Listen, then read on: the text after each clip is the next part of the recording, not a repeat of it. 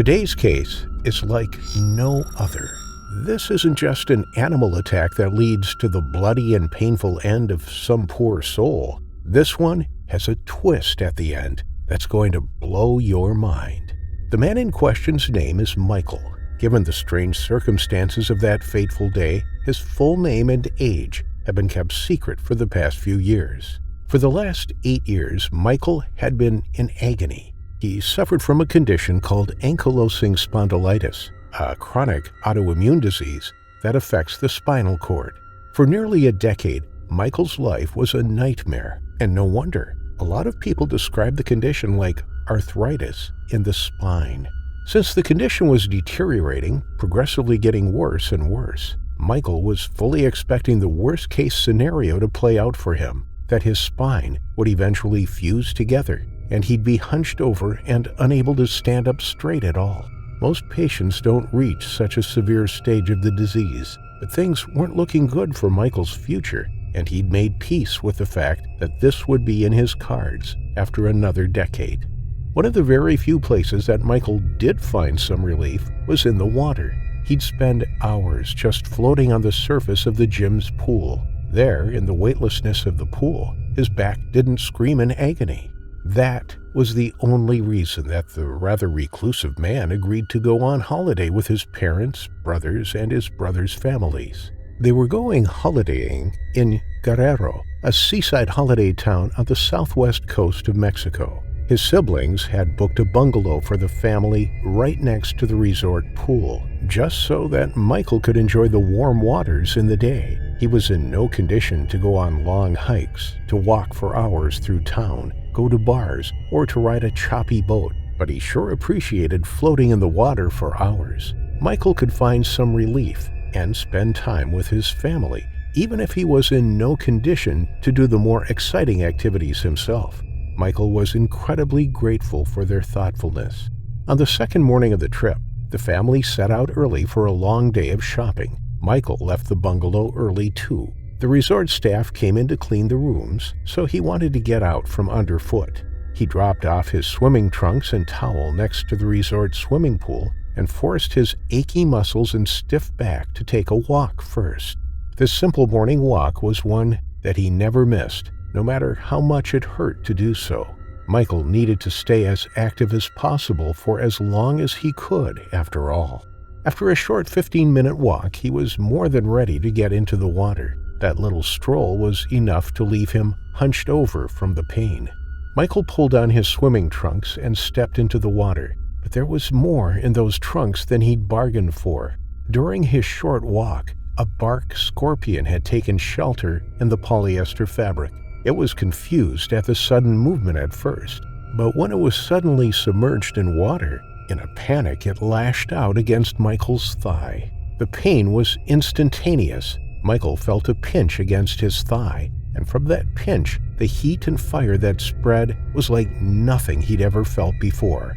He moved faster than he had in the last 8 years, practically jumping out of those trunks as he leaped from the swimming pool. Michael, now only dressed in his underwear, did not stop to put on his clothes. He went after the arachnid.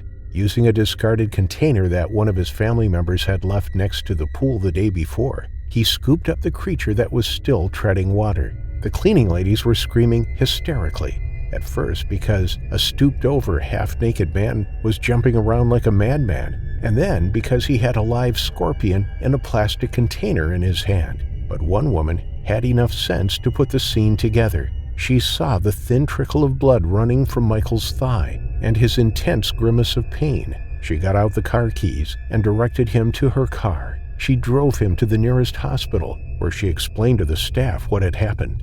Luckily, bark scorpions are fairly common in Mexico, and the anti-venom for their stings are almost always in stock. Michael was treated immediately, and here's where the story gets interesting. Michael was released from the hospital the very next day and spent the next few days recovering. Even though Michael's condition put him at high risk of death, he managed to pull through with no complications. But as his leg became better, so did the pain in his back. It wasn't even noticeable at first, because the fire burning in his leg and the dangerous heart palpitations that came with the venom took precedent over everything else. It was on the fourth day, when Michael got up to use the bathroom, that he realized that the constant pain in his spine was no longer present, and his usual hunched-over posture was noticeably straighter. By the time he got back to the U.S., medical professionals in toxicology and autoimmune diseases had taken notice. In less than a week, Michael's condition had improved so much that every test indicated that he was in the first year of ankylosing spondylitis, certainly not 8 years of deterioration. Something in that venom didn't just improve his condition, it had begun to reverse what should have been permanent long-term damage. We've always known that venom and poison could be used to treat neurological and autoimmune diseases, theoretically at least. But experimentation and treatments have been lukewarm in the past. Small indications in the lab and slight improvements every now and then, nothing remarkable enough to give any real credence to the incredible possibilities that experts have theorized before.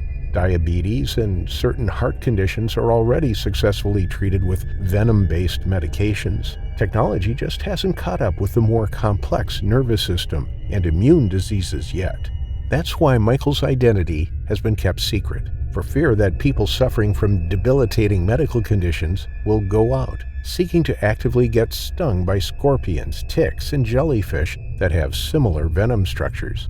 Michael's case, for some strange reason, had the exact outcome that was always thought to be possible on paper. Even the experts who had faith in the theory had no idea that it could work so well, especially not in its pure form, right from the creature's pincers. Michael, who's a doctor himself, is just as perplexed at the astounding results. And since he's so intricately intertwined in the medical field, he's agreed to play guinea pig for the last 2 years so that he and the world can better understand how a venom that should have been a death sentence became the new breakthrough cure that could change the lives of thousands of suffering people across the world.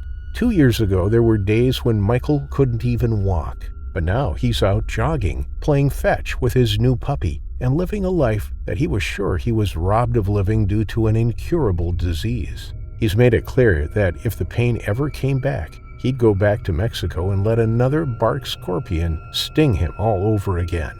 He'd rather take the risk of dying before he lived a life of agony that kept him confined to his house and away from his profession again.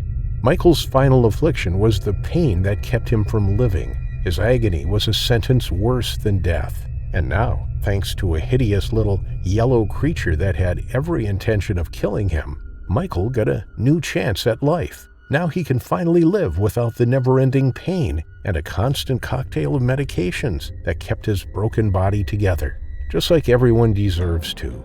The results that have come out during Michael's testing and observations are looking very promising. Only time will tell how much this nearly deadly run-in with a scorpion will change the world.